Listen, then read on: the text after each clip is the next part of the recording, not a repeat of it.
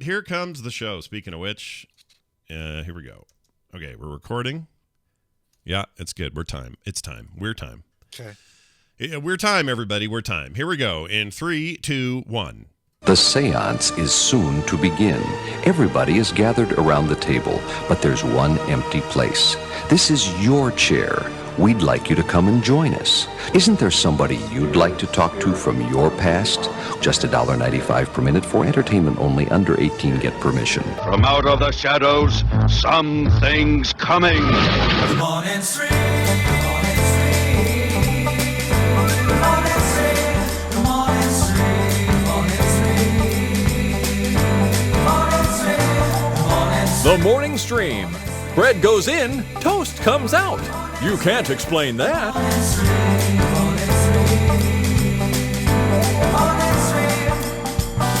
Good morning, everybody. Welcome back to TMS. It is the morning stream for Tuesday, November 30th, 2021. Final day of the month. I'm Scott. He's Brian. Hi, Brian. Hello, Scott. Hello. Is it really the last day of the month? It is. It is. It's the end. We put November 2021 to rest. Damn, Tonight we dude. put it out of its misery. It's gone. It's done. In an Omicron-fueled... Omicron! That's all I can Omicron. hear. I can only hear it in like really cool sci-fi anger tones when people say it. It's like, have you heard of the Omicron variant? I think I accidentally called it Omarosa last night. The Omarosa. Omarosa variant. Gotcha. The Omarosa variant. It's just the lady from that show. The Apprentice. Yeah. Yeah, there you go. Well, I guess we do name it. Hey, welcome to the show. Genie says, The show that won't but will be named. Won't but will be named. We're here. We're doing it. We got a show. Thanks for being here. It's Tuesday. All kinds of stuff lined up. Bobby in his science segment later. A little bit of Bill later as well. And lots of stuff in between. We're just going to get right to it. So, okay. Before we do anything else, what was the thing I was going to do right before the show that I said was going to be good content? Something NFT. You were going to play me something NFT related. That's right. Okay, so here's the deal. Brian and I pre-show, and if you're a patron, you'll hear this conversation as well. That's the nice thing about being a patron of the show. You get extra bonus content. Anyway, let's see if I can find it. I guess it was under messages. My daughter sent me she sent me a TikTok link yesterday. Oh, that's weird. The website version of this is weird. Let me see if this works. Everyone thank you for your patience ahead of time. Okay, not that one. That's definitely not the NFT I'm looking for. This is what happens when we come up with something we want to talk about during the top of the show that we didn't plan on talking about during the top of the show. Normally we like to, we have a little prep time or whatever. Oh, I found it. Okay, there might be a swear in this, so just be warned. All right. But keep your hands close to your children's ears, but you don't have to press them over the ears just yet. It's like dialing 9-1, but not the last one. That's exactly right. So now the trick here, let's see, I can probably even show this for the chat. There we go. So it's a TikTok video where a guy's showing off the new NFT he bought. And at home, I just want you to imagine what you're used to seeing for these. If you've seen a lot of people talking about NFTs, they often look like this dude showing on screen, which I'll send Brian a screenshot of so he's not oblivious to it. It's the style that you always see, it seems like, is this weird style. And why this is the prominent thing when you hear about NFTs, I don't really understand. But some kid perfectly encapsulated my confusion about this. Geez. So you see it, right? You see what's going on there? Yeah. All right, so this guy's talking about his NFT. We'll pick up right in the middle of that, but it's what the kid says at the end of this that matters. So here you go. But you know what I'm saying about this art, right? You've seen everybody looks like this. Okay, so here's what he says. That looks like Jamie Hewlett. Is that the guy's name that did the Gorillas? Oh yeah, the Gorillas art. Yeah, that's very similar style. Yeah. Oh my gosh, I wonder if the Gorillas are just a giant NFT opportunity. Anyway, so here we go. I'm gonna play this. Let's check out this audio. My profile picture. Let's check it out. So here we are. Why does every NFT look like it should be a sticker on a bong? Why are they so fucking ugly? So you guys want to know if I actually own See, I think that kid has a damn point. Totally, yes. You know what I mean? Like, why does it all look like weird stoner art, bong art? It looks like maybe even a skateboard. Yeah. Yeah. Bong is probably the best. He's right, though. He's totally right. And I was right. There was a swear. Sorry, everybody who's watching live. All right. I'll bleep it out for the folks at home. Did you mark the time? I hope you marked the time. I did. I hit the M. I hit the M button. That's right. It creates a little marker. Yeah, it's very nice. File. It's very convenient. So if, Brian ever drops an F-bomb or whoever, it's usually done away by accident or what's her name? Gidget. Jocelyn? Gidget. Yeah, Jocelyn's pretty good. Jocelyn swears like a sailor. I mean, come on. I've hung out. I've had dinner with her at BlizzCon. It is like F this, F this, F this, F that. Oh my gosh. She lets it fly, dude. She lets it go. Woo! Yeah, it's probably better for you to let it out. Probably, better out than in. Yeah, I hold it in and then my back goes out. That's what happened. But anyway, the point is, they all look like bong art, and that's one of my problems with it. One of my major problems with it is everybody's like, look at this NFT I got, and I'm like, dude, did a kid in 7th grade detention draw that on his desk? Like, what is that on a peachy folder? Is that originally yeah. drawn next to the dudes playing basketball on a peachy folder? Yeah, and congratulations. Why did they ever change the artwork on peachy folders? Why was it always dudes playing basketball? I don't know. I don't know why that was. The entire time in the education system, it was those dudes playing basketball. Wow, we had those stupid things too. Yeah, and why were they? What's? Oh man, they really pushed the basketball. Why peachy? I don't know. That was really weird. Listen, chat room, a lot of you are too young for this. Okay, you don't know what a peachy folder is. You just don't know. Yeah, and it's okay. It's all right. I'm curious as to, was it just a play on the words peachy? That's a peachy folder because it's peach colored. I don't know. Who knows what they were doing? The adults in the 80s, they were effed. Because it was even spelled P-E-E, like pee, like urine, P-chi folder. Yeah. And all those people with those great ideas, they're all in their 80s now. So what does that? Right. What does that tell you? If that, yeah. I guess they just get old, is what it tells you. All right, let's get an email response from a listener here real quick from Hender Tucky. We got Robert. I don't know what does that mean, Hender Tucky? I get Kentucky. Probably on the border of Kentucky and Henderson, some state, right? Yeah, like Henderson. Maybe it's Henderson, Kentucky, and they call it Henderson. There's, I guess, Pensatucky, but there's no shared border between Pennsylvania and Kentucky. So Diced Tomato says it is Henderson, Kentucky, but Diced Tomato, okay, he could be leading me down. You never know with him. They just shorten it. Oh, you're in Kentucky, Diced Tomato. I didn't know that. Yeah. Why did I think Diced Tomato's in New York? Why did I do that to my brain? Because he's got a New York attitude and a Kentucky body.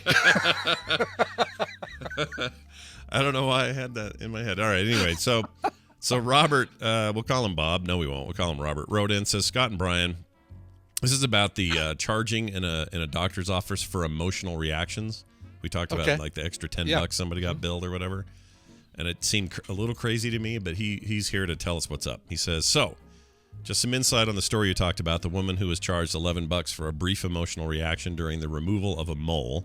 I think you're misunderstanding what we are charging for, what they're charging for. I work with CPT, and IDC-10 codes work. What does that mean?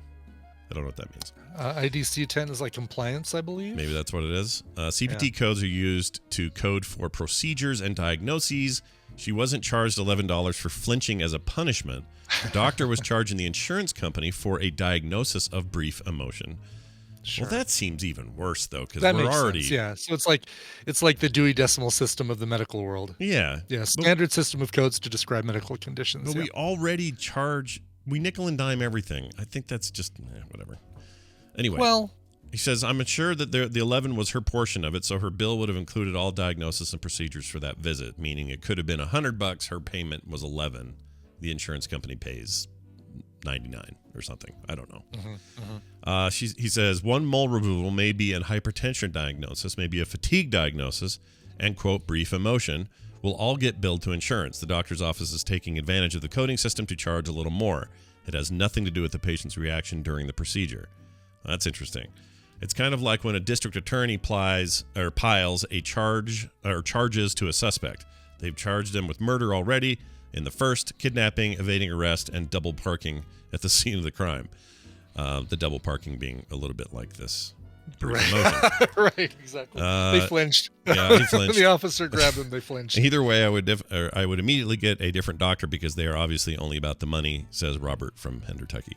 Yeah, my takeaway from that is worse than the original takeaway, which is this is them nickel and diming. It is, yeah. And I hate that. I hate that. Like if they actually had to prescribe something, or they had to, it required some additional treatment. That's one thing, and makes sense. You charge for that. I charge when, somebody gives me an ad to build. I build it out, send it to them, and then they say, "Oh, sorry, we got the wrong phone number. Could you put this new phone number on there?" Sure. So I charge them to change one number on an art file, but of course I do because it's that extra little time. So. I just think that the current state of privatized healthcare is bad. Yeah, our healthcare system is bad. Absolutely needs work. It's bad. Yes. I'm not saying it's the worst thing on the planet. I'm not saying it's the best. Yeah. I'm saying it's got problems, and we should do surgery on it. Sure. Well, don't say that to one of my relatives. I'm not going to say who. Don't say that to one of my relatives because she'll turn around and say, "Well, then maybe you should move to Canada." Yeah, I wouldn't mind. And don't think it was. By the way, don't think that was Tina just because I did the similar voice. That was an older voice. If you guys haven't seen it, go check out either our feed or Brian's feed. The Twitter feed, yes. Yeah. Yeah, I played some of the mashup yesterday. I played the whole mashup yesterday for Tina, and I recorded her reaction to some of it, and she was laughing. By the end of it, and I stopped recording too early, but by the end of it, she was laughing so hard she was crying. So see, that's good. That's what you want. Yeah. Not just better than just crying. She was laughing so hard she was. Yeah, you only charge her $10 for that emotional reaction.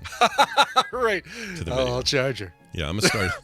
Brian has ways of charging people, if you know what I mean. Ways of charging people. You're gonna pay me back whether you know it or not. Thanks, Robert from Tucky. TheMorningStream@gmail.com is the email he used, and you all should use as well. Quick reminder. Go ahead. On that same note, the Tucky thing. Would you ever consider abbreviating when you tell people where you live? Would you say I live in Slutah? Slutah, Salt Lake City, Utah. Slutah. Let me think about that. Slutah or Salta? Salta. Saltua. It's hard here. Like, let's see. Saluta. So if you did Arvada, Colorado, you could I'd be Arvado. Arvado. That's not bad. Arvarado or something like that. I mean, there's depends on how much I want to abbreviate it, but yeah. I think there's just fun with Tucky, Yeah, there is. Yeah, because it's a great starting point for a new word. Tucky sounds great. Tucky's a great name. Yeah, she was great. Tucky.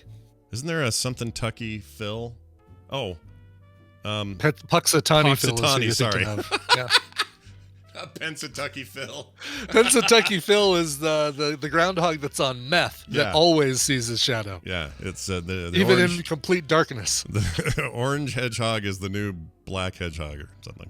It's a hedgehog that looks like Gritty. There you go. She was great, by the way. She was so good. The actress who played Pennsatucky. Orange pretty sure she was the highlight for me.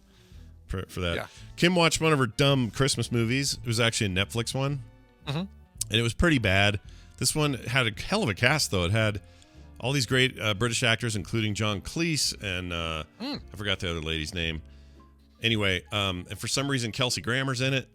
And was this a Hallmark one, or was it one of the new ones on Netflix with their competing? It's a Netflix one, and it's called... They've got the money to get some... Yeah. What's it called? To avoid having to use former Full House and designing women stars. It's Father Christmas Comes Home or something like that. Okay. And the whole thing is that this guy who left all his kids when they were little comes home, and he's played by Kelsey Grammer, and their last name is Christmas, so he's literally Father Christmas coming home. It's dumb.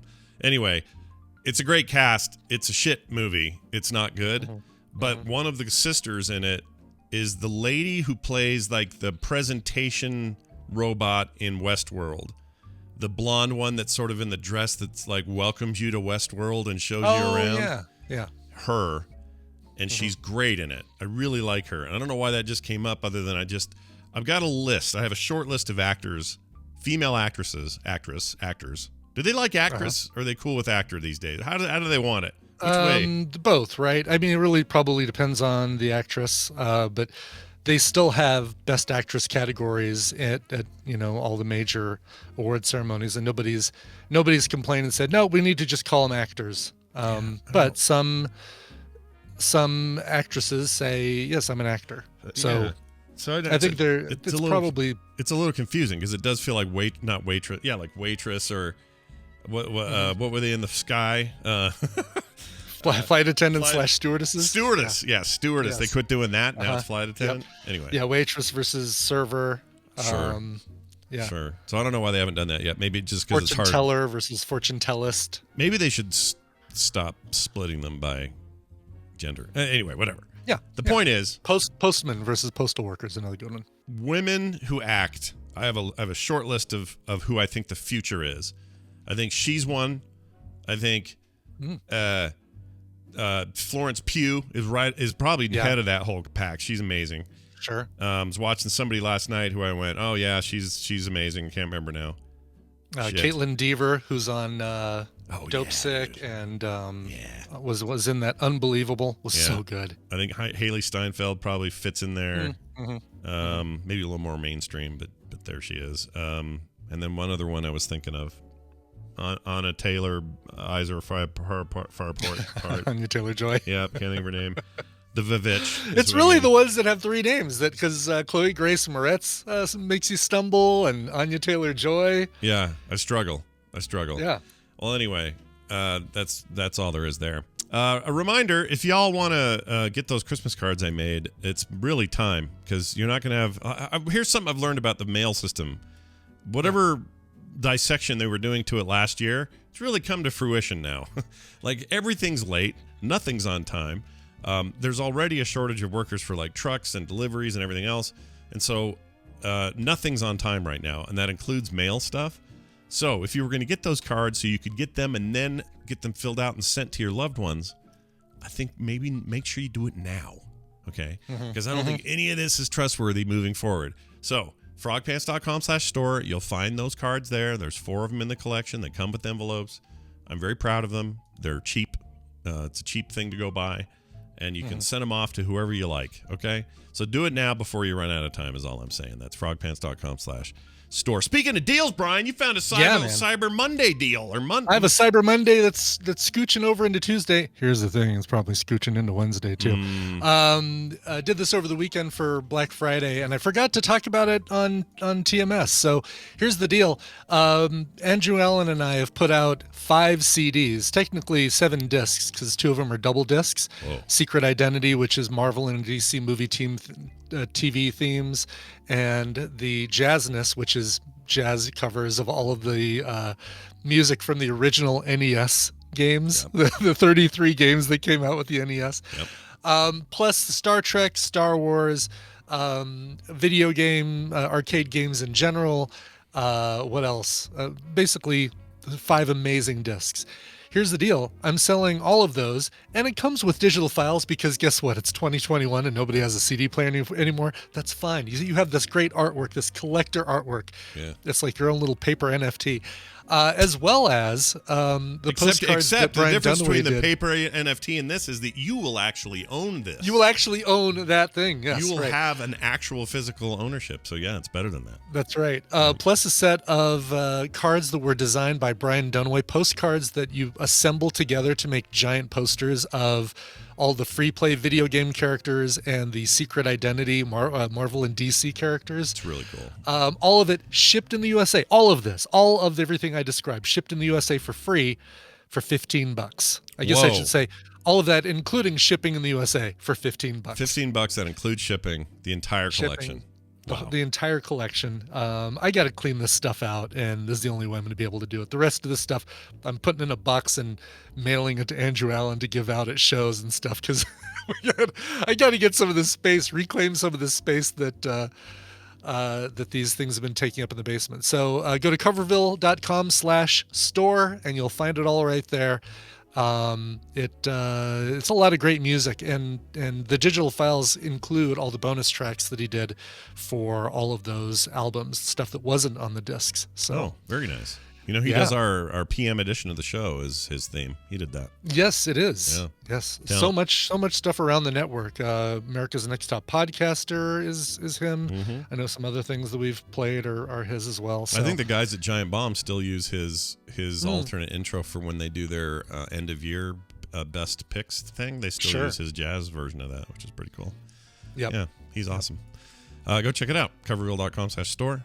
And while you're at it, get those cards. Frogpants.com/store. Spend all your money at once. Small amounts. It's not even a lot of money. It's a little money. It's barely in. Yeah. Get some cards, get some discs, get a whole bunch of stuff that you can give out as presents. Hey, look, the old people in our lives probably still have CD players. They might even still have like VHS players. So get these, give them as a gift to the people you know who have CD players. Then keep the digital files for yourself. It's shop.coverreal.com/shop. Sorry. Oh. Coverreal.com/shop. Shop, not store. Shop. Got it. Shop. Okay, there you go. Mine is Thank store, you. Brian's is shop. Thank you, everybody who corrected me. The British probably figured it out immediately because they all like to call things the shop. Shops. Yeah. Oh, the shops. We're going to the shops. Yeah. Oh, you've been all over the shop. They always say, or right. You've cleaned out the entire shop. It's never store. All right. I was going to ask you a question about. Oh, did you ever look into? You probably did. So that's why I'm curious. But have you ever looked into pressing a vinyl? Like, what does that take these days? It's pretty expensive. We did look into doing one of the Andrew Allen things as vinyl. I think it might have been Secret Identity. We've done a 2-disc vinyl set. Yeah. It's really expensive. You basically have to have all of your discs committed to and do a run of 100 limited edition. Even then, do you know what the price was like per? I don't remember. Yeah. I'm curious. Because it's got its nice little niche now, but it seems like it'd be ridiculous to have to make them, like just expensive. But I don't know. Some people are into it. My daughter has a bunch of vinyl. She loves them. Has a record player still. It also lets her output and make MP3s, but No, I have one right here behind me.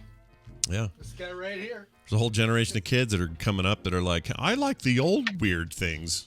It's not plugged in, so I can hold it up. Yeah, look at that. No, I totally dig this one. And it does do the same thing. I can put a USB thumb drive in here, and it will. It just poops them out to a drive. That's cool. Just poop them out to a drive. It's got built-in speakers and all that stuff. That's awesome. I'm sure the needle on it is garbage, but you got to put the needle on the record. Put the needle on the record. What song is that? Put the needle on the record, and it goes a little something like this. It's a Fatboy Slim thing, isn't it? Or Put the needle on the record. What am I thinking of? Put the needle on the record. Sabin1001 says, did you know you can just buy it as an MP3 to begin with? Guess what? Not a lot of my old vinyl albums I can't.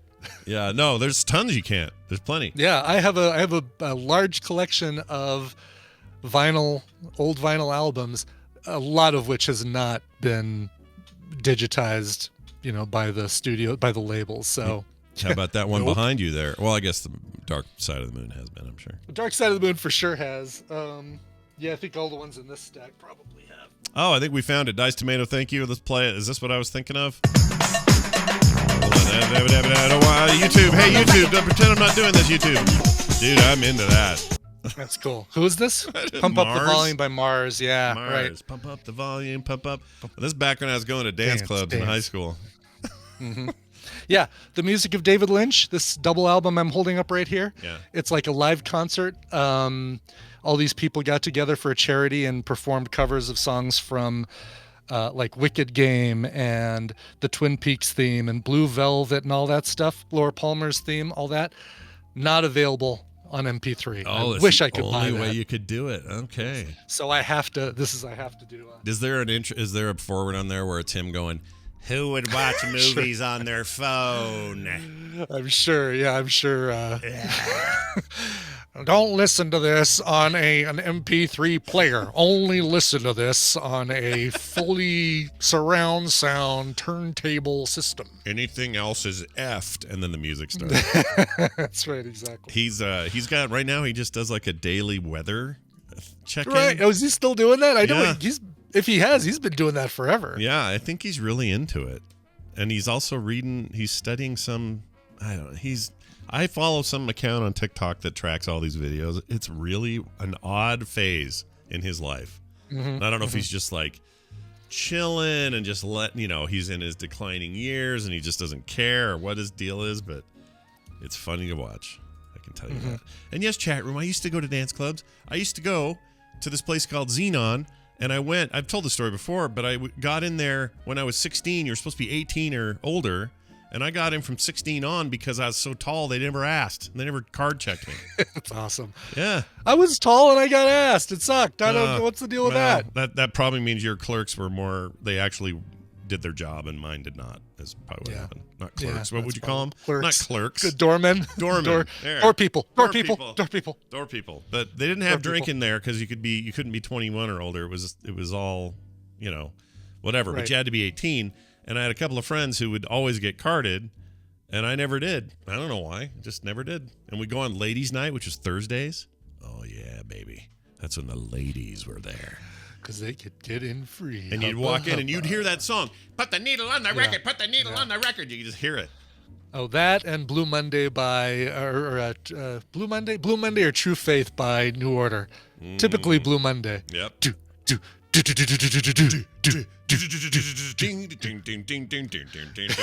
Exactly. And then they had the other what was the one spin you right round baby like a record baby? Oh, Dead or Alive, yeah. That was always on. And then the cover of the thing in the sky with the Spirit of the Sky by Norman Green, by Doctor and the Medics, probably. Doctor and the Medics, yeah. Before I die, yeah, it was great.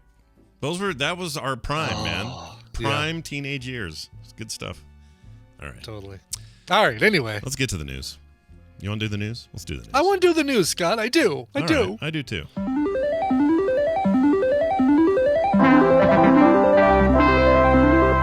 that sound heralds in the news, and it's brought to you by... Check out all the great gaming content on Frog Pants. Check out frogpantsplays.com for details. That's right. Many shows you can get, a triumvirate of shows that deal with different aspects of the gaming business. And they're all right there. Boop, Core, The Instance, all right there. Get it, check it, go, have it, live it. So much gaming content. So much you're going to be full. Okay. When's your do you have a podcast all about Marvel Future Revolution? No, I felt cornered on that. Felt like someone cornered the market on it a while ago. Yeah, somebody did. It wasn't me. Yeah, I don't remember now. But I was reading a list, by the way. So this is a funny thing you bring up. I was trying to find if there are any good gotcha games. Mm-hmm. GATCH. Yeah, whatever gacha games. Pronounced gotcha, but right. Which is just gacha. any game where you collect a billion heroes, cards, characters, whatever. You level them up and their powers and blah blah blah. That Marvel game is one of those. Star Trek has a couple of them. There's the Star Wars one. Everybody makes one, and then there are an endless sea of games made in Asia mainly. Some Korea, some in China, some in Japan that are just. There's millions of them. There's one coming out that I'm kind of excited about. What is it? What's it called? Awaken Chaos Era. Oh my lord, these names. Currently only available. It's currently soft launch only Android, but it is going to be out for iOS at the beginning of January. Okay. Who's anyone I know making it? Let's see. Century Games, publishing, role playing. Probably nobody I know.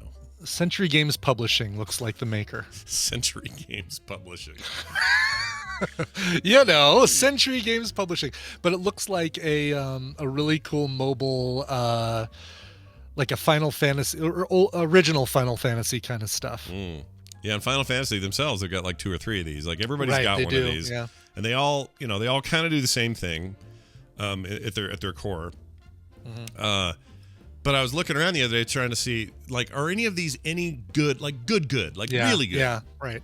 Yeah. And I found some top 10 lists, and in every single one of those lists, it's all 9 Asian games you either haven't heard of, or maybe Genshin Impact is on there, or whatever. Right, yeah. But one of them is always the Marvel one. The Marvel one always Future in the top Revolution. 10. Yeah, it's good. It is a gacha game, but there is so much content for free to play. Like you can take all 8 available characters, level them all the way through, and get through all the content without spending a nickel.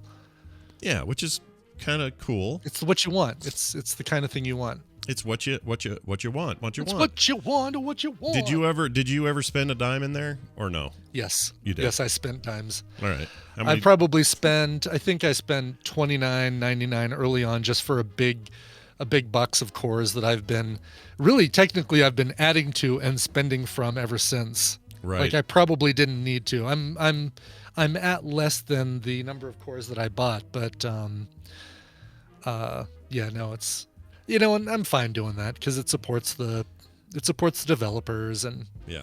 If there's anything Marvel needs, it's more money. So you're good. Right. Don't Well, worry about it. I bet very little of that goes to Marvel. I'm sure a lot of it goes to Netmarble. Yeah. The Is that who made it? Netmarble? I like them. Okay. Netmarble. Yeah, they do good stuff. Yeah, they make some decent games. In fact, yeah. Actually, they make that Star Trek one that's in yes, they do. Mm-hmm. Apple Arcade, which I quite They enjoy. do. Yeah. I haven't who's it, JK Grammer in our chat rooms? He's managed to get every single character.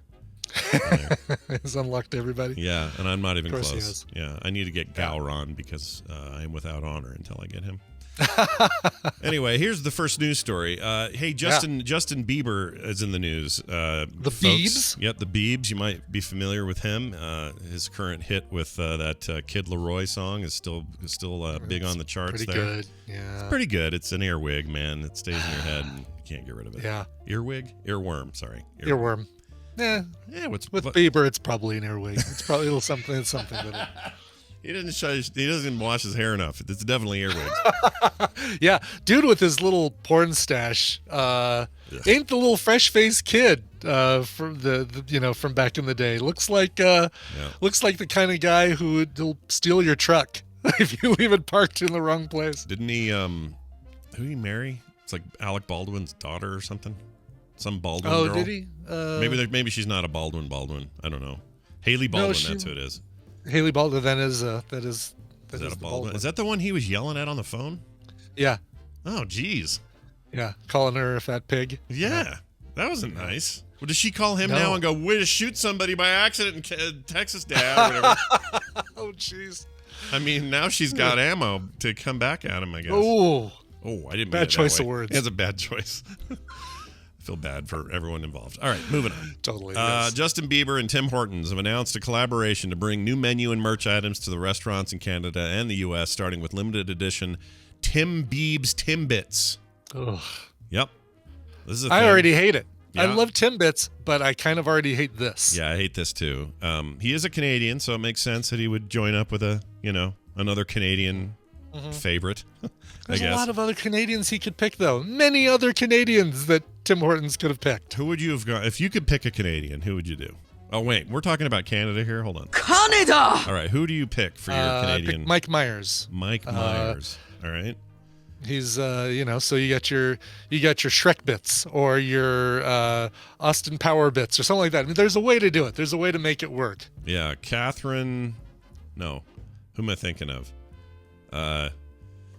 Oh geez, I can't think of anybody. Can you name a Canadian, Scott?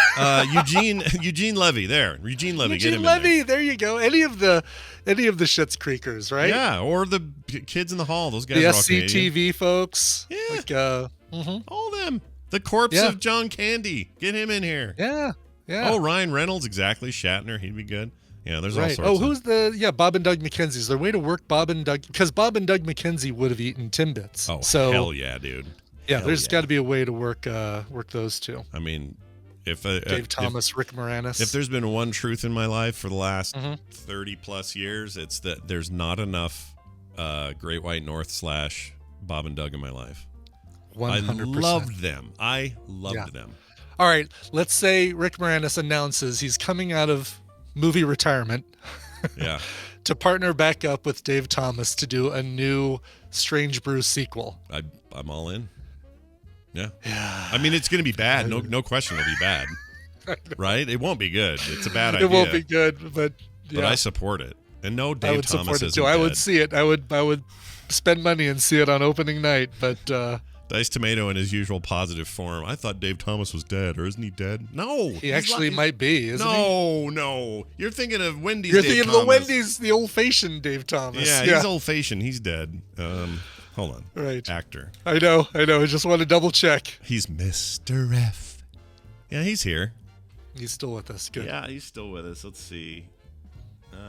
Oh, he was on the blacklist. Oh, as a writer. That's cool. Oh, really? That's trippy. Yeah. 72 years old. He's out. He's Bones. Up there. Yeah. Bob and Doug TV series. What? 2009. What? Oh, what, yeah. What? There was that the animated one? They tried to Oh, bring was it back from and animate it. 2009? Yeah, I think so. I think they animated it. Oh, it totally was animated. Yeah. Oh, I remember this. Yeah. It was all right. I think it would have Yeah. I would have done better today, like on a streaming service or something. But no, they had Dave Coulier instead of Rick Moranis. They did? Yes. Why? That sucks. Because Rick Moranis doesn't want to. He's retired. Oh my gosh. Dave Coulier is he and Alanis Morissette had some fun in a movie theater right here. Did they really? Is that true? Yeah. Is that part of that documentary that came out? I don't know if it's part of the documentary. I haven't watched that yet, but she said that he's the one that she wrote that song about. He's the bitterest pill? He's not the bitterest. I'm sorry, the jaggedest pill? Jagged Little Pill is the album, but You Ought to Know is the song. Oh, You Ought to Know. All right. I didn't know that was about him. That makes that song less impactful for me. It does, doesn't it? It's like, it's about the guy from Full House? Yeah, really? He's kind of a dork.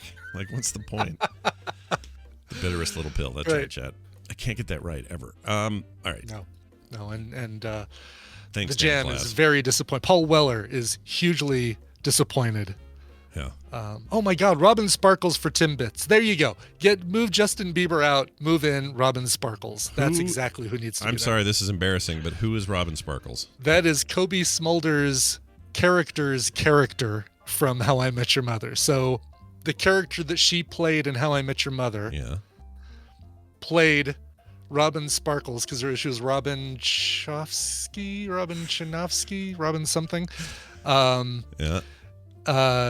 And she was on a kids' TV show or was a Tiffany. That's right. It was a Tiffany-esque singer named Robin Sparkles. And she had a song called Let's Go to the Mall with Alan Thicke. Wow. Alan Thicke. Sherbatsky. With Alan Thicke. Not Robin Thicke, but Alan Thicke. Alan Thicke, yeah. They're both pretty thick. Those two. Thick as Alan thieves. Thicke was the good Thicke. Yeah, he was an okay Thicke. I mean, he was great. He was funny. America's that dad. Thick of the Night. I used to watch that Thick of the Night. No, he is dead. Yes, he died a long time ago. Oh, yeah. But that Thick of the Night was a great late night show. I don't remember that at all. But I'm not surprised that you watched it at all. That is not surprising. It sounds like something Brian would like. Brian was a specialty TV watcher. Yeah, when he I was didn't younger. watch garbage TV like Dukes of Hazzard and Knight Rider. Yeah, the rest of us were watching just garbage TV. I watched highbrow entertainment like The Love Boat and Fantasy Island and Thick of the Night. He was one of those. Oh, let's see if Charo is on this episode. Can I have another? Can I have another glass of Fruitopia? Yeah, exactly. Guess I was a little bit later than Love Boat. Maybe moonlighting though. You were into that. You were into the moonlighting. I was in moonlighting. I was into Simon and Simon. Yeah. Oh yeah. So I liked Simon and Simon. Yeah. All right. Didn't he? He became Major Dad, and then later was a bad guy in Deadwood. He's great. That's right. And meanwhile, the others. Oh, such a great bad guy in Deadwood. He's amazing. Yeah. But no other guy from Simon and Simon, right? No, not really, right? He didn't go on to. He's Ed Rain was the main guy. The other Simon, the Simon that was in Deadwood. Not Ed Rain, something like that. He was supposed to be the handsome one, right? Wasn't he the handsome Simon? Right. Yeah, he was the blonde. The blonde, good-looking Simon. All the ladies. The blonde, good-looking Simon. Yeah, but then he. Gerald McRaney. No, I had Rains, and I had Ed. I just missed a whole bunch of the other letters in Gerald. But Gerald McRaney, or Gerald Rainey, not McRaney. Gerald right? McRaney. It is McRaney. He's not. He's not the other guy. He is Major Dad. That's no. That's what I'm saying. So we were trying to remember the other guy's name. That guy's name was Jameson Parker. Never heard of that dude. Right. Exactly. Like, all right, what has Jameson Parker been up to? Wasn't Buddy's level of career fall off? Hey, don't you? Did I show you this? Yeah, you did. I love it. Look at Brian. Right Look at here. his fandom on display, you guys. Look at that. I still haven't ripped the episodes. I need to rip the episodes. You gotta get those up on a Plex server and share with all your friends. That's Heck what you yeah. do. Yeah, I'm looking through Jameson Parker. His most popular, most famous thing is Simon Simon. He was in a movie in 1987 called Prince of Darkness. Did we watch that? We might have watched that for Film Sack. Maybe. Prince of Darkness. Donald Pleasance. Oh, I think we did. Alice Cooper. I think we did, didn't we? Hold on. Prince It of sure Darkness. sounds familiar. 87. Yeah, we did this. The sideways warped head on fire movie. John Carpenter movie. Yeah. We saw this. Yeah. Okay. All right. Well, there you go. That's Jameson Parker, the better looking, or the supposed better looking Simon and Simon guy. What did he do later? Okay, so he's in stuff up to 2004. He was in Jag. Jag is now off the air, so you could say Jag off. You could say. You could say that. But he's in not much else. All 80s and 90s things. Poor guy. Gerald McRaney did better than he did. But what are you going to do? All right. Anyway, this Tim Horton things. I haven't even mentioned what these are yet. Oh, yeah. That's the news, everybody. Yeah. Thanks for... I forgot to do this. All right. So on the 29th, which was yesterday, starting then, you'll be able to get these. Tim Hortons Just to Be proud to announce a partnership to collaborate on menu innovations and co-branded merchandise, all inspired by Justin's fanatical love of the Tim's brand. Let's see. They'll be able to get their first taste of the collaboration yesterday with the launch of limited edition Tim Biebs, Timbits, and chocolate white fudge, sour cream chocolate chip. Ugh, doesn't sound good. Sour cream chocolate chip. Why does that sound bad? You know what? It sounds bad if you haven't had a really good ice cream flavor. My wife raves about sour cream poppy seed ice cream made by the candy shop up in Georgetown. I haven't had it, and I wanted to bring back some like a pint of it for me to try. Eat them on but the it show. sounds awesome. Yeah, I don't know why that sounds wrong to me, but maybe I'm wrong. He says this is what Justin says. He says, doing a Tim Hortons collab has been a dream of mine, says Justin. I grew up on Tim Hortons, and it's always been something close to my heart. And then he says, is it too late to say I'm sorry? And then left. Just kidding. No, he didn't say that. If he did. What's amazing about working with Justin is that he's an authentic, lifelong relationship with Tim's, and he's always so invested in working on Timbits and our future plans together, says Bagosi, who is the chief marketing officer at Tim Hortons. Hope Bagosi. Bagosi. Omicron. All right. I think that takes us to current, even though we missed these last stories. That's fine. We'll do those tomorrow. That's right. We have news for the whole rest of the week now. Yeah, it's all good. We got a little sidetracked. How we roll. Let's take our break. When we come back, Bill will be here first. And then after that, we'll have some time with our good pal and friend, Bobby, who will shed some scientific knowledge on us, which will also be great. So stick around for all of that. Before all that, we got to do an indie in the middle. That's right. This one, we're going up to Victoria, British Columbia for this, for an experimental art rock group called Pastel Blank. Now, these guys have figured out the French pop formula. This thing is like, if you like the band Air, give me a song. Some remnants Can't of think of Air, Phoenix a little bit, the band Phoenix. Give me a some song. great French pop in this thing. What do they? Give me a song Phoenix does, just to see if I Phoenix does 1901. Oh my God! Take it away! Look away! Hey! Okay. Yeah, no, I know them. Well, that you got it from that little bit. I'm glad, because that's all I could come up with. No, I totally got it. You're good. That was great. Anyway, this is the band Pastel Blank from a brand new single that they've released. This is Picture Perfect. Oh, this sounds great. All right, we're going to take this break, and Scott forgot to push a button, so now he'll do it. All right, hey, we'll see you in just a second. Don't go too far, because if you do, you'll miss out. This is Tico, the world's most amazing dog. Amazing because this dog talks. Do not drink Red Bull right before bedtime.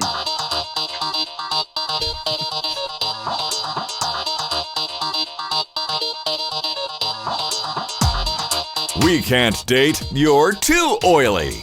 This is the morning stream.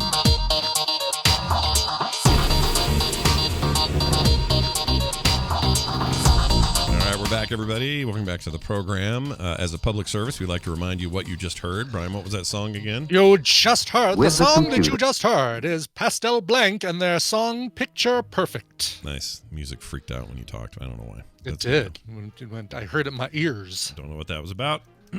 All right, we're going to get our old pal punishedprops.com's own Bill Duran in here. We're going to talk to him see what's going on in his life. You know, we're in the thick of the holidays. Probably got some gift ideas that you can go out and lathe or something. Who knows? Yeah, But, go out and lathe. Go out and lathe it. So let's find out. Your bat cave's open there, Bill. Bill Duran joins us as he does each and every Tuesday to talk about the world of makers, making things, props, costumes, and more. Foam, quite often. Resin. Yeah. He's mostly foam and resin these days. Bill, welcome to the show. Foam, resin, and super glue fingertips. That's right. And occasionally just a little piss and vinegar, just a little bit in there. Right. Yep. That's right. Yeah. Hey, it's good to have kind of potato chip. That's right. Ooh, those sound good right now. Bill is here, joins us, and happy to have you back. What is going on these days? It's a holiday, so I don't know what do you do as a maker during the holidays? Do you make a bunch of holiday shit, or you just go, I don't want to make anything because it's the holidays? What do you do? I'm probably gonna make some stuff. Yeah. You know what I might do is I might make something Yeah. and not film it. You know, Ooh, little change just of like pace. a little project for yourself. Yeah, wouldn't that be nice? Yeah, you're That like would be it's nice. like a ninja playing Fortnite for fun. That's a dope. You know, not Me listening streaming to it. a cover album with no intention of putting any of the songs on the show. Yeah. Right? Yeah. Weird. Me reading weird news off of Reddit and not putting it in the lineup. Just reading weird news out loud alone in your basement. Right. Yeah. Yeah. No, this is actually, I'm glad you brought this up, and I don't know if we're going to go this direction or not, but I have this with this thing once in a while where everything I draw, I show. I'll put it on Twitter. I'll post it on Facebook, whatever. Even if it's just a sketch, a doodle, a quick thing, not a project or, anything that costs money, just a drawing, and I'll put it out and share it. And I realize that I very rarely now just draw to draw. You know what I mean? For me only, no one else will ever see it. I don't do that anymore. And I think it's important to maybe do that once in a while. So maybe that's what you're talking about, right? I agree. I agree. What I've been doing is my still photography. I've been taking lots and lots of photos, and none of you jerks get to see them. Oh man, That's right. Have you got like a whole foam Damn it. I don't know, Death Star we've never seen or something like that? No, mostly just photos of birds and stuff. Oh, Still photos of wildlife and my cats. Yeah, you're an animal guy. We like that about you. Oh, yeah. Well, cool. Well, let's dive into whatever you got today. What do you got going on? So most years, including this year, our community, the Prop Tarts, they do a Secret Santa. So everyone who signs up will receive a gift, but they must also make and send a gift. That way everyone who signs up gets a thing. Yeah. And when you sign up, you fill out a form, and you give 3 options for the types of things you would like, right? So I got an email with my giftee's name and email address and mailing address, and 3 things. So that was Brave, Lord of the Rings, and The Mandalorian. So as the maker, I had a few options of things to make. And I went with the Nazgul sword from Lord of the Rings.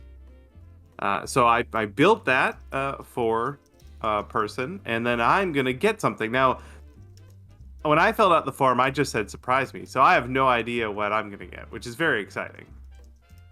But I ended up making, like I said, a sword from Lord of the Rings. Of course you did. Yeah. And of course we made a video because I made a thing, so I gotta film it. Yeah, put it on the internet. This was like some kind of Nazgul business just from the thumbnail. Is that what we got?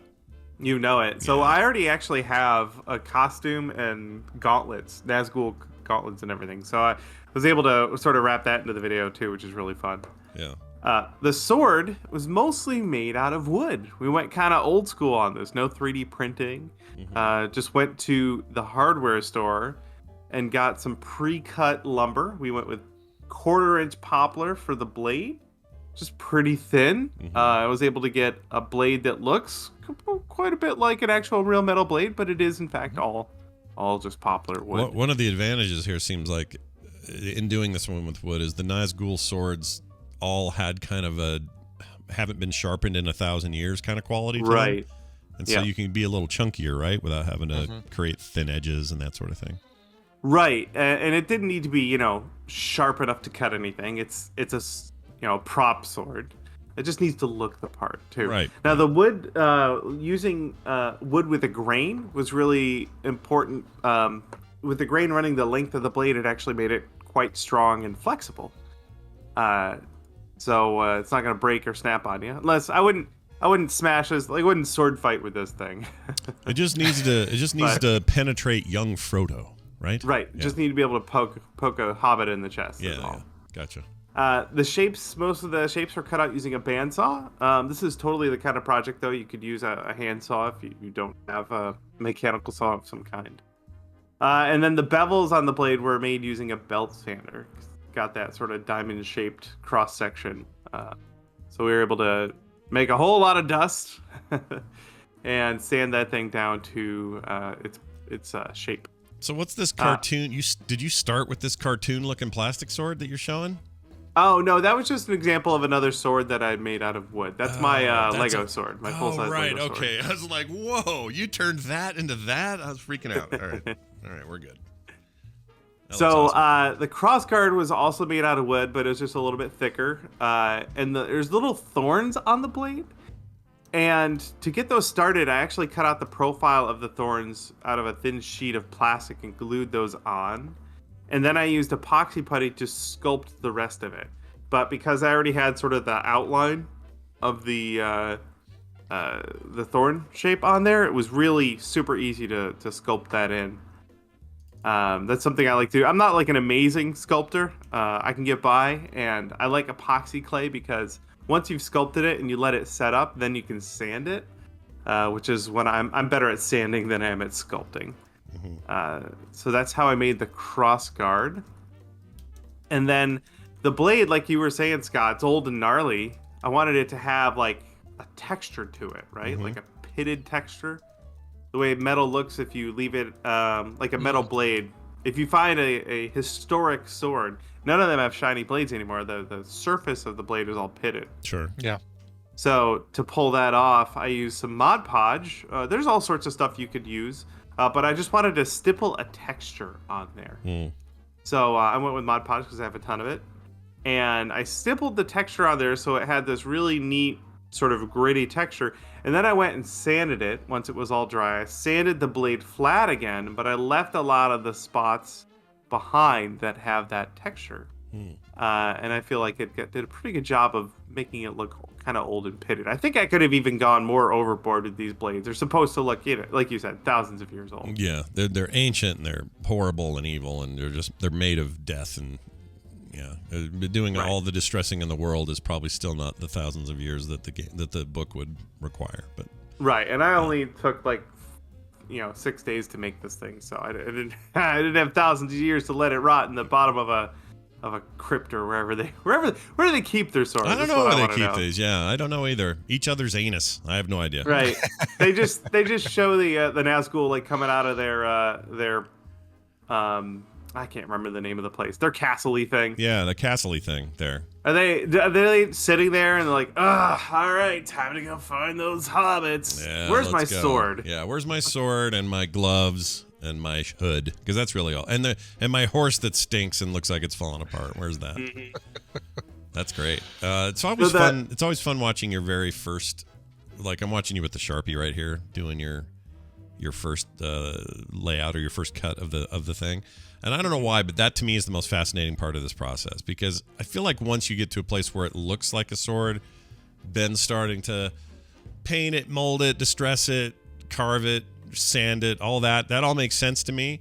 But this initial dive into this board where you've got to now cut this out just seems like I don't know if I'm wrong about this, but like the danger part. Like if I don't get this part right, then everything after this is going to be subpar. Do you know what I'm trying to say? It's like your sketch, kind of like your sketch. Your original pencil art needs to be what it needs to be before you ink it and color it. Right. Whatever. Like there are a lot of things you got to get right at this stage because the next steps are counting on it being right. Yeah. I would say that doing the bevels on the belt sander was a pretty critical step, and it was difficult. In fact, this particular blade has the real sword has a hollow grind in it. Yeah. And I did not even attempt to do that. I have flat grinds on mine because I was sure I was going to goof it up. Yeah. Let me ask you something about the hilt. What is that material you're using to cover? So you've got underneath it, you have the rings that give it the protrusion, which is really cool. But then what is this material you're using? It looks like thick tape or something. Yeah, so that is a faux leather vinyl. It's actually a fabric. It's a two-way stretch, so it stretches in one axis. And we just use some contact cement to glue it down over those rings to give it that shape. And because it has that stretch to it, it was able to accommodate the rings. So yeah, it's a fake leather fabric is what it is. Really cool. It really added to that. And then what really I think really sells this sword is the paint job on it. Yeah. We started with a shiny metallic lacquer for the base coat, which made the whole thing look bright silver, which is not how it looks, but it was a really good sort of foundation. And then I did several passes of acrylic paint over the sword. And I would stipple the paint on with a sponge so it would leave a bit of a texture. And I would let it dry for a little bit, and then I would wipe most of it off using a towel. And I did that with different colors. I did like a little bit of rust, a little bit of like a darker metallic color, a little bit of black. Did it with several passes and several colors to make it look like that old abused metal. And I think I did a pretty convincing job. Oh my gosh, this thing at the end with the Ghostbuster stuff. Yes, that was fun. So in the Nazgul suit is my lovely wife Brittany. Yeah. So that we could take photos of like beauty shots. We love doing beauty shots at the end of all of our videos. And then we thought it'd be fun if a Ghostbuster showed up and caught the Nazgul in a ghost trap. That's pretty great. Your effects for shrinking you and sucking you in there actually aren't bad. Those right? really Yeah, good. Britt did all that. Yeah, that's actually better than what they did in 90 or 84, I'm thinking, with anything. That's really good. You say that, but I've watched the movie again recently, Yeah. and the hand animated effects that they did in that movie are still They're so pretty iconic great. and Yeah, so good. they're pretty great. In fact, all of the new stuff, the 3D stuff, or computer aided things, seem like they're in service of trying to recreate that look. Exactly, which is cool. Yeah. If you're spending a lot of time trying to make your CGI look like a practical effect, I'm always down. I think that's pretty cool. Mm-hmm. Well, very nice. The whole video's up. I just watched most of it while we talked, and people at home should go check it out. It's up at Punish Props Academy on YouTube, or punishprops.com will get you there as well. Bill, any bonus content this week? Absolutely. My friend Simone Yetch, the queen of crappy robots, made a new video. So she hasn't seen her mom in 2 years, because of the pandemic, and her mom is in Sweden. So her mom came to visit, and she needed a place for her mom to stay, so she did a camper renovation, and it's really charming. Aw. Oh yeah, look at I'm trying to remember her robots. Like, I know her name's so familiar. I know we've talked about her before. Oh, her robots are amazing. Her alarm system, for example, is a robot that just smacks her in the face. Okay, yeah. She's just all her stuff is ridiculous. It's so good.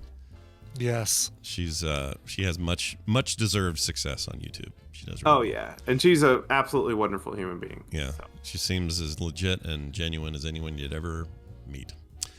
Cool. Well done, Sweden. All right, hey, Bill is the man. You can find him over there at punishprops.com, like I mentioned. Bill, anything else you want to mention before we go today? Sure, we have today's the last day for our holiday sale. So if you want Foamsmith books, both digital or printed, now's the day to get it. Sale's ending tonight. Nice. Get out there. Get it. Get on it. If you don't, then what are you? Who are you? Bill Duran, everybody. Punishprops.com and Jinbeard on Twitter. We'll see you next time. See you, Bill. Now. All right. I want that sword hanging over my bed. No, well, maybe not directly over your bed. I don't know. I want to wake up and just see it there and hear that. Have my alarm be that screech Sword they of make. Damocles, right above your bed, where all the magic happens. Yes. Oh, everybody! Kim says thank you for all the nice birthday wishes yesterday. I was gonna show it on the show and I forgot. So Kim, Brian actually called it. She was out for her birthday, had lunch with a friend, some other stuff yesterday. While she's out, she sees a homeless person, pulls up, gets one of these bags out and gives it to this lady. And it's got all this stuff in it for, of course, winter, getting ready and all that.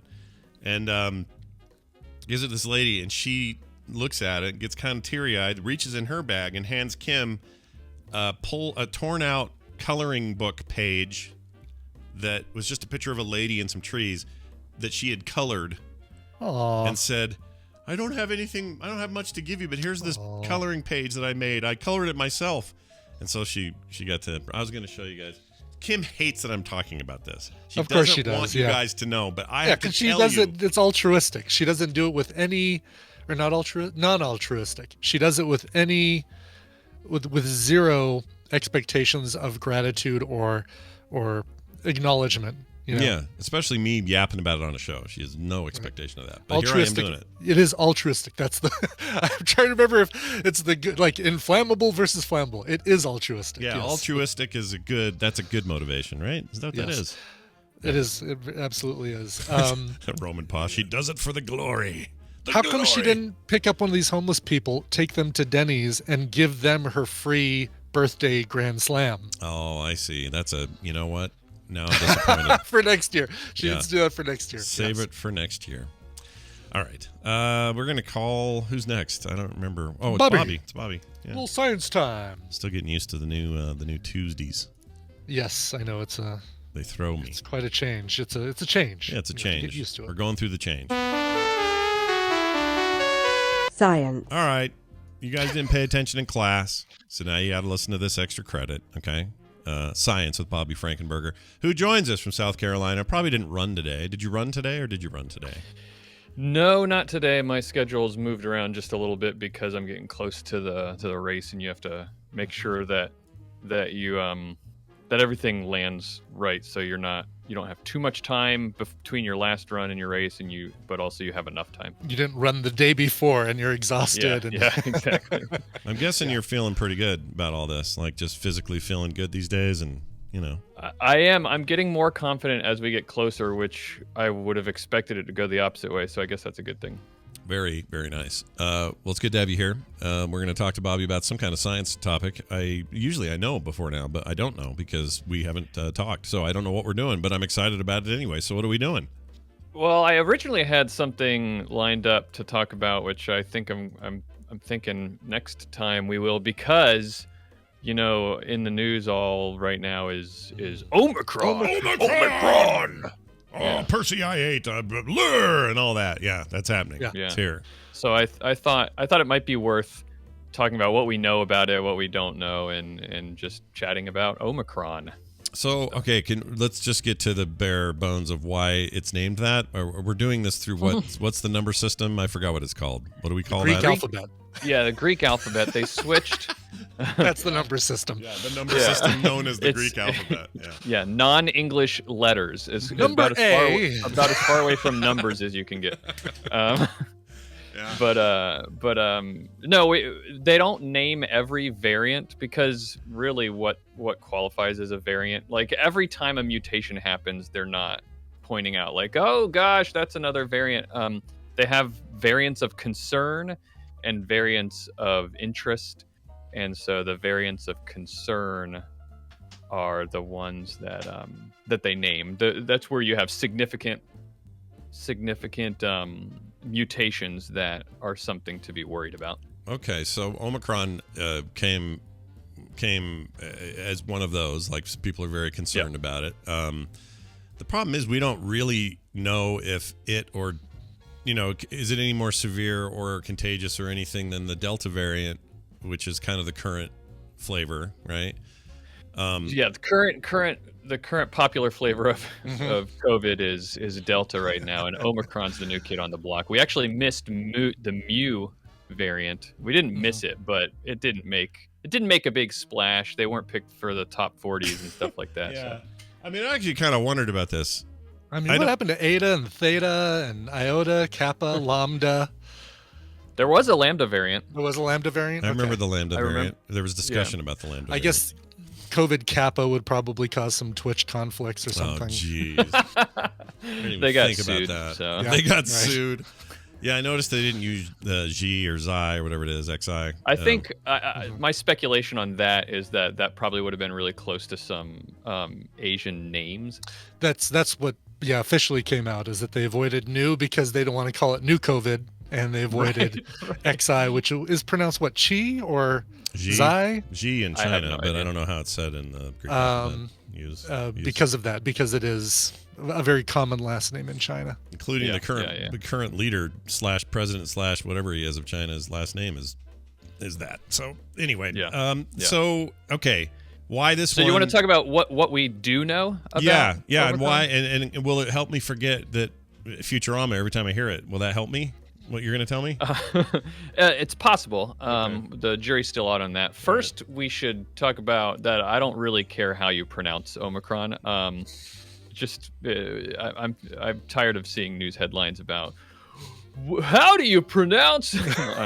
Really? Seems like one of the easier Greek letters. Well, apparently everyone's pronouncing it differently, and you got news Omicron anchors. maybe. Omicron. Omicron. Jeez. Omicron. Omicron. That's what Windows Server administrators talking. Omicron job. Yeah. Nice deep cut for the system admins out there. Well done. Yeah, those are the real people that I aim to please when I come on the show. They're the real heroes. We System admins. Yeah. So what we do know about Omicron is that it's a virus that seems to have originated out of South Africa. It's got a lot of previously unseen mutations. That's why it's become a variant of concern, is because it has an unusually high number of new mutations, and some of those new mutations are on the spike protein, which is, if you remember, your 2 years long lessons in virology, the spike proteins are how the virus attaches to and gets into the cells in your body. Mm-hmm. And also the spike proteins are what are targeted by the current vaccines. So changes in the spike proteins are concerning, because are those changes going to either make the virus better at doing what it does, i.e. infecting you and making you sick, or are the changes in the spike protein going to make it harder for antibodies in the vaccines to do their job? So, and we don't know yet, right? That's like we don't know yet, and that's what is the scary thing, and the anxiety-inducing thing is that we don't know. Everybody wants to know, what can we say about Omicron? Is it more dangerous? And the science is still out on that. Everybody's rushing to figure out to answer these questions, but it takes time to do that. Right now, so what they can do is they can get this virus, they can replicate the virus, and they can expose it to plasma from people who have high amounts of antibodies. So like donated plasma from people who have vaccinations and high amounts of antibodies, and see if it neutralizes the virus. If it does, then that means good. The vaccine seems to be effective against the Omicron variant. But if it doesn't, that means it's entirely possible that the Omicron variant is able to bypass the current vaccine, and that's not great. No, that's bad. That's bad, especially if it's more virulent or easier to transmit, like some are saying. Then you've got a double problem, and then what do we do? Like, do we just keeping out of this all the people who see this as a conspiracy theory? I'm not even giving them oxygen today. It's created by the government. Yeah, this is their new version. Take it because the last one didn't do it. Whatever. What I'm getting at is, or what I would like to know is, would that then mean just, because I know so little about how mRNA works, would they be able to react to that and say, well, this one attaches via the hoo-ha protein, so we got to just go re-engineer, and now, okay, here it is. It's called Pfizer 2, The Reckoning, and then you get that one. Well... This time it's personal. Pfizer and Moderna are both talking about how they're ready to start working on a new booster or a new vaccine to deal with Omicron. One of the great things about these new types of mRNA vaccines is you can crank out a new version of it pretty quickly, and the testing of it might be simpler too, because we already know a lot about how the vaccine technology works in general and everything. Right. So that's good, but definitely the reality is if this is more virulent and it can bypass the vaccine, like that's the real thing, is if this thing is not able to be targeted by the current vaccines, then that's in a way very close to hitting like a reset button on the pandemic. Now, when we reset this time, we've learned a lot about how to get through the video game levels already, so we'll get through it faster. The speed run will be better the second time through. I like the comparison. That's good. Yeah. But still not a great situation to be in. Yeah. I actually, so we scheduled boosters, even though I've got doctor friends who were like, you really don't need one, but I still scheduled one. We're getting Pfizer boosters on the 16th of December, or 13th, something like that. And it'll be a real bummer if at the other end of that you're like, man, we've been careful, we got vaccinated when we were meant to be, we got the 2 and then the 3, and we're doing the and then they go, and Omicron doesn't give a shit. Right. You know? Now you need a new vaccine just for Omicron. Yeah. So the good thing, so that's great that you're going ahead and getting the booster anyway. A lot of people I hear saying things like, well, if this new variant is going to come around, maybe I should hold off on getting a vaccine or getting a booster. And absolutely do not wait. Still get your vaccine if you haven't. Still get a booster if you haven't done that. The reason is because, first of all, we don't know if this can bypass the vaccine yet. Second, also it's not like installing Windows and then later you need Linux. You found out you got to reboot, got to reformat the hard drive. It doesn't work that way. Right. So, yeah, because Delta is still out there. Yeah. Yeah. And also, even if it's more effective even if the vaccine is less effective at stopping Omicron, there's still a good chance that having the boosters will have some sort of an effect. And then there's another reason altogether why, even if the vaccine that currently exists has zero effect, you still need to be vaccinated, and I'm going to tell you why. Go. The reason is because the reason that we have so many variants is because we are... Okay. In order for a vaccine to mutate, it has to have host bodies to mutate in. Okay. You mean you mean a virus, not vaccine? Yeah. So in order for the virus to mutate, there you go, it has to have bodies within which to replicate, therefore causing mutations. If there's it doesn't just float around in the air and mutate. It has to go inside a body, infect a cell, produce more virus, and then that's when the mutations happen. If everyone is vaccinated, or if a ton of people are vaccinated and there are less people for it to infect, the mutation rate will go down. COVID has a lower mutation rate than, say, the flu, but the reason we're seeing so many mutations is because COVID is inside so many people. Yeah. And so the more we get vaccinated, the slower this mutation will happen. And I've been really kind of empathetic and everything with people who are apprehensive about vaccines, but I'm becoming very impatient with it. And I'm starting to get to the point where I'm just like, everybody just needs to be vaccinated, because we will not stop this unless that happens. Here's what I've learned. I watched the guy's video yesterday who, it was a TikTok video once again. There was a guy sitting in a hospital with oxygen all over him and, tied up to 1 million machines and everything. Just looking a wreck. He'd already been there for 3 weeks. He says he was looking at months probably being there, and that he was one of those people that just was like, I'm not getting this thing. And he now, 100% regretted it, is encouraging everybody he knows to get it. He ended up passing away like a month later, but the video was taken in October.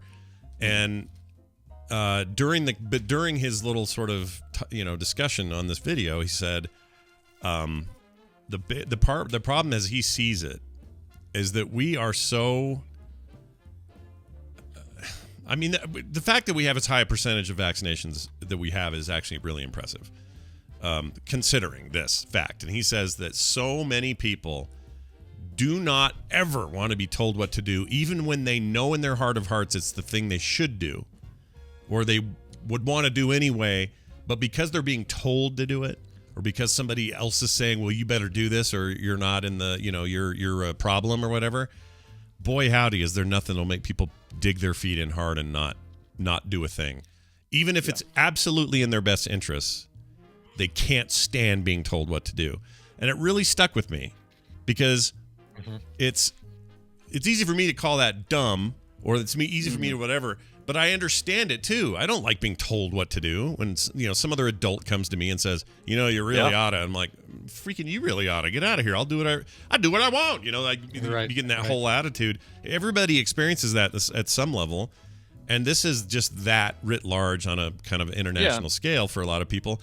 And I'm not saying I feel for that attitude. I don't mean there's sympathy there for it, but I understand the psychology of it, and I don't know how we get over some of that. Like, I don't know how you get past that. When I feel the most like I want to push back when someone tells me that I need to do something when I feel the most like I want to push back is when I already have like concerns about the thing that someone's telling, because it feels like they're ignoring those concerns that I have when they say, just get it and who cares what you think. So I do have a lot of empathy for people, but you know what? That I think me understanding why people do that is why I am so in favor of just mandating vaccines for everyone. Because you know what? I get it. It's hard and there's a lot of apprehension. So you know what? Let's just take the decision-making process out of your hands and let's just do it. Right. And, because I do understand. So that's why sometimes you have to just say, here, you have to do it anyway.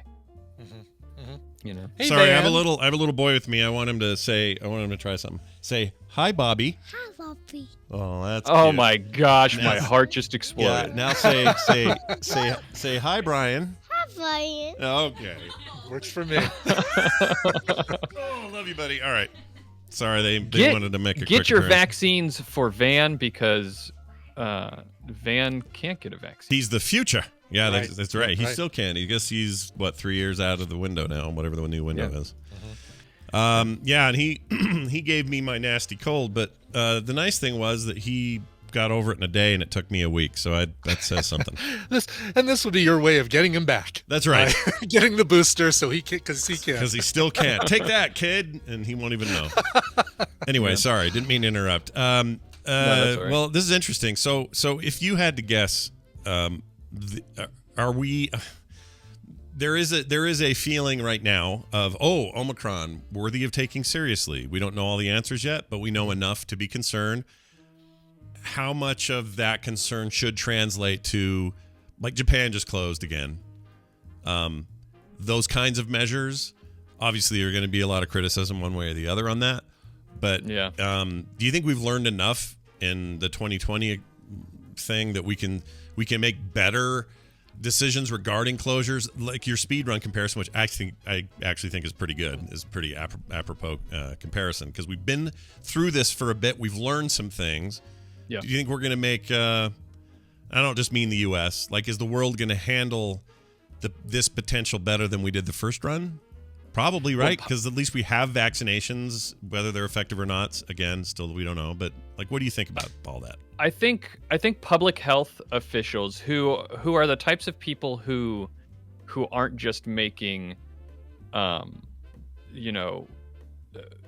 end of the spectrum decisions. The public health people are often trying to weigh what people's actual behavior is going to be in a situation, and so they try to factor that into these sorts of decisions. They have to, right? If they know that a decision is the best possible decision for 10 people, that doesn't translate for 10 million people sometimes. That is absolutely Right. that is a great way to put it, because that's the truth, and that's what public health officials, like public health people who study public health and public health policy, that's what they think about. And I think we have learned a lot throughout these past 2 years. My concern is that, and politics are going to get in the way anyway. Yeah. Well, that's just a given. Yeah, and that one of the things that you have to consider is if you give everybody an inch, are they going to take a mile?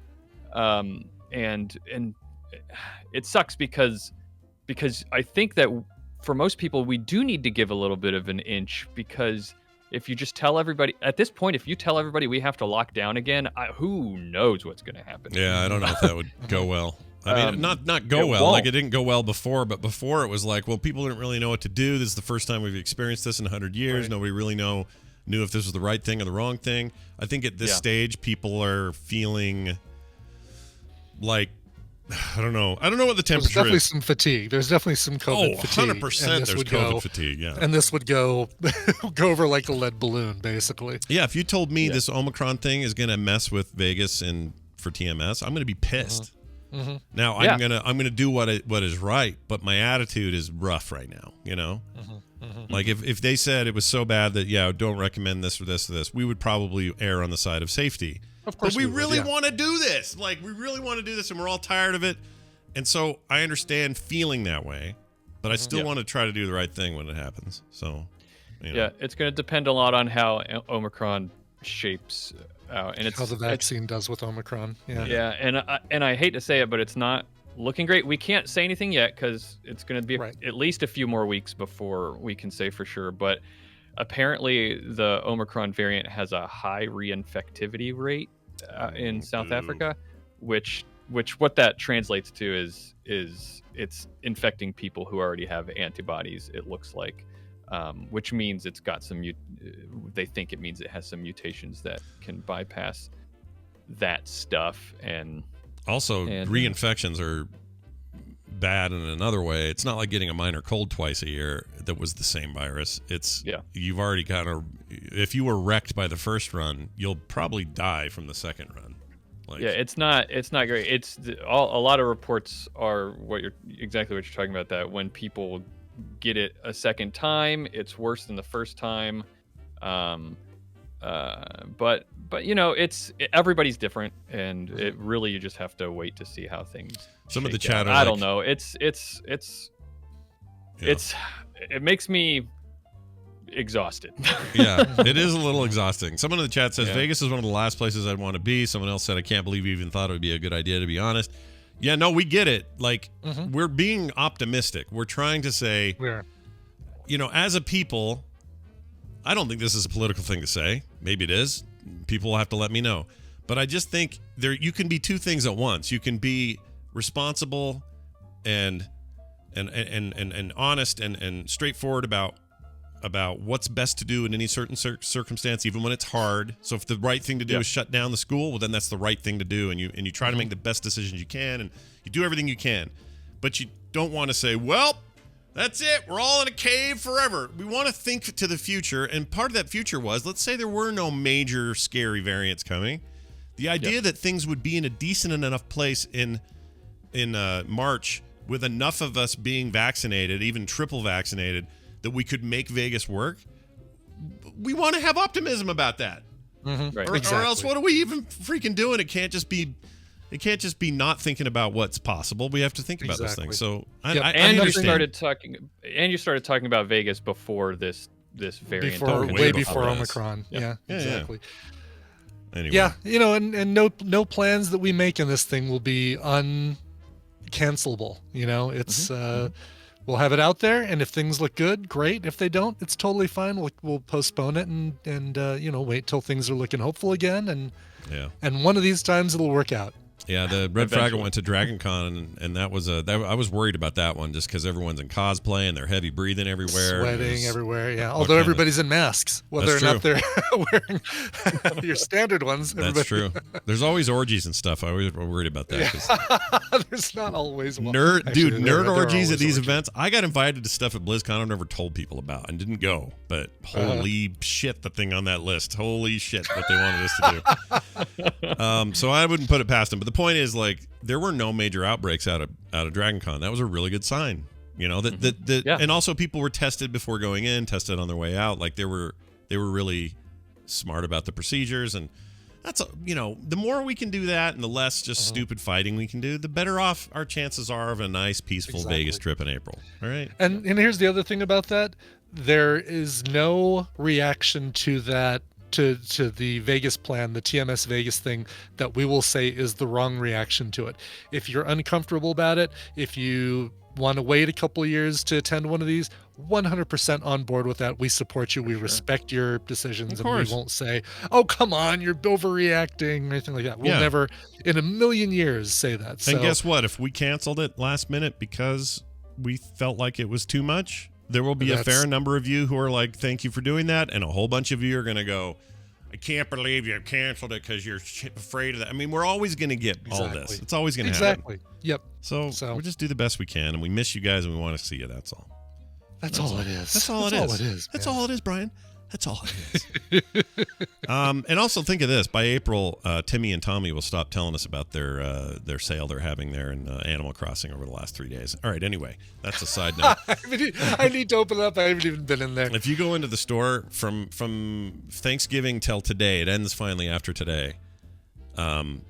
They have to tell you about their sale before you can do anything else, and they do it every effing time. Okay. And the sale's great. Time to stock up on some tools, get some cool stuff going, pay less for that piece of furniture you don't have yet. Yeah, 30% off. It's great. Check it out then. I've been scared to check out Animal Crossing again because I got into that too hard. This new update is amazing. It's so good. Do they tell you we've got a sale going on? Sale going on. We're going to bug you about the thing forever. Yeah, you're right. Animal Crossing is very good. This update is very good. It's got its hooks in me bad, but I still only crack it open in the morning before the show. Just kind of do a quick little morning chores, check the prices on turnips, that sort of stuff. And then later at night when I'm in bed, I go do all my island crap and go do the design thing for the DLC and all that. Doesn't take that much time. Feels super casual. I'm loving it. I'm not saying, Bobby, you should just headlong again. I'm just saying you'd be all right if you did. You'd be maybe after the marathon when sleep is not as important as there you go. That's a good think about that after the run for sure. Yeah. It used to remind me of the pandemic. This new content has brought me out of that, so it feels pretty good. Well, all right then. More as we know it on this stuff, and in the meantime, there is the All Around Science. I keep saying about All Around Science podcast, which Bobby co-hosts and puts out every week. What do you guys got brewing for the next one?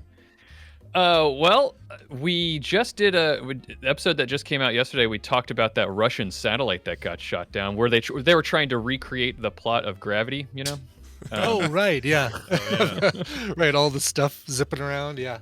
Yeah. Why do we know just in a basic answer way why they were doing that? Yes, we do. They were not shy about saying that it's because the United States is trying to militarize space, so they decided they need to start testing missiles on satellites. Oh man, they don't like our new Space Force, is what they don't like. No. They don't like Space Force. They think it's really headed up by Steve Carell, don't they? Yeah, I think so. Yeah.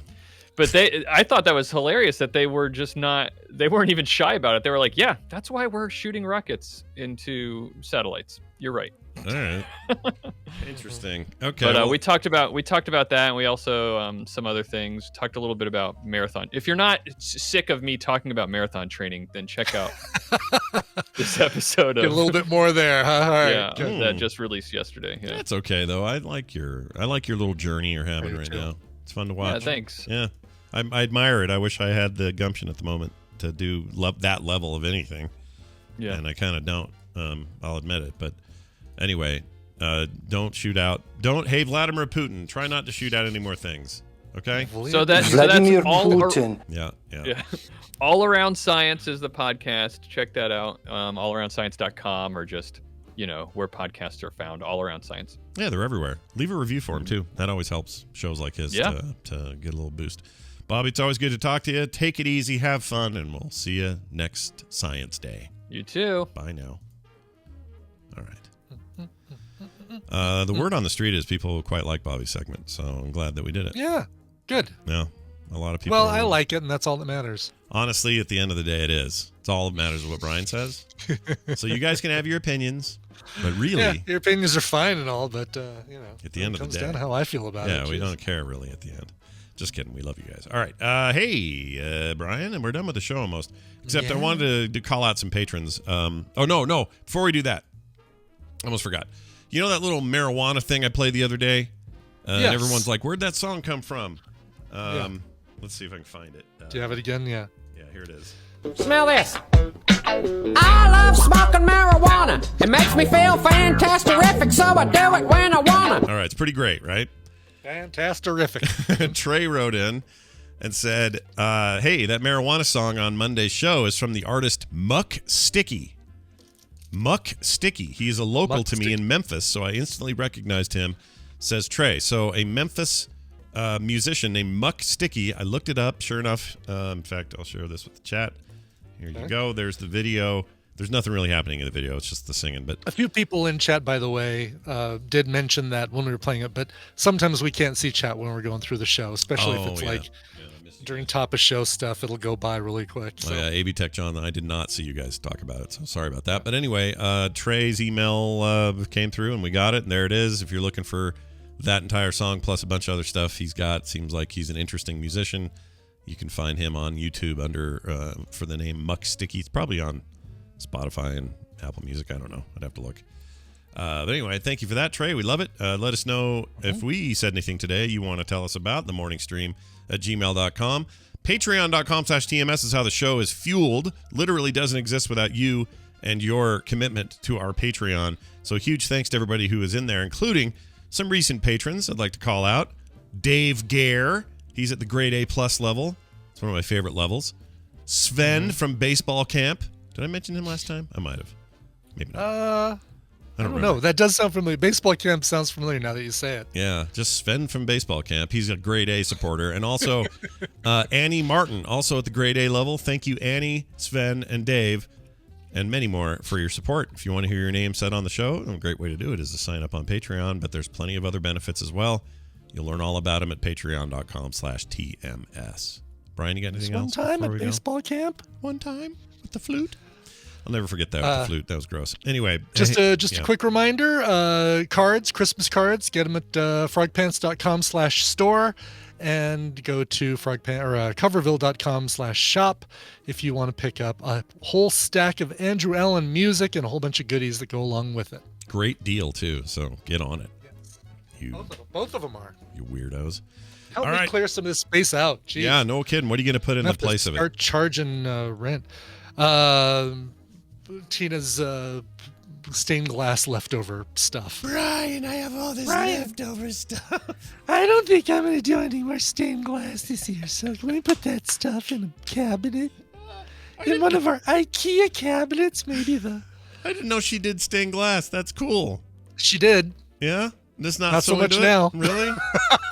What was it? Just not her thing anymore, or what happened? Yeah, just took a little bit too much of her time, and I'm always impressed by that stuff. Yeah, it's cool. She did some great stuff. That's really cool. All right. Well, maybe one day she'll return to her. Maybe roots. one day she'll come back to it, but if probably not. Probably not. All right, that's going to do it for the show. Thank you all for listening and watching. We're going to get out of here with a song. Okay. Well, this one's going out to Chris K. It says, Dear Shibuya and Budokan. Oh. This November 21st, again, this is one from last week that we missed because of the holiday, marks my 39th Emergence Day. In addition to your show, the thing that helped me keep sane-ish during the pandemic has been my dive into Japanese hard rock. I've listened to Baby Metal, Love Bites, and Ningen Isu, to name a few, but the band that has dominated my world has been Bandmaid, a 4-woman band that contrasts their driving hard rock sound with their traditional maid outfits. Finding covers for a Japanese group was tough, but fortunately one of their songs was covered by Band Maiko, a 4-woman band that contrasts their driving hard rock sound with their traditional geisha outfits. Nice. Wow. And before you say it, they are two totally different bands. They've never been much in the same place at the same time. Bandmaid also did a cover of Honey by the Japanese visual kei band Maku on their World Domination album. As always, I bow to the cover master's wisdom, but I hope you can defunded why I like it. Hope you can defunded why I like it. Weird. Yeah, Defunded? it seems like a autocorrect mishap right there. Well, here. I can definitely see why you like it. That's as close as we've got the defunded. Yeah. So enjoy. Defunded. Why? Okay. Anyway, hey, let's get to the second part of his request. This is by the band Bandmade. I listened to the two songs and I like this one a lot better.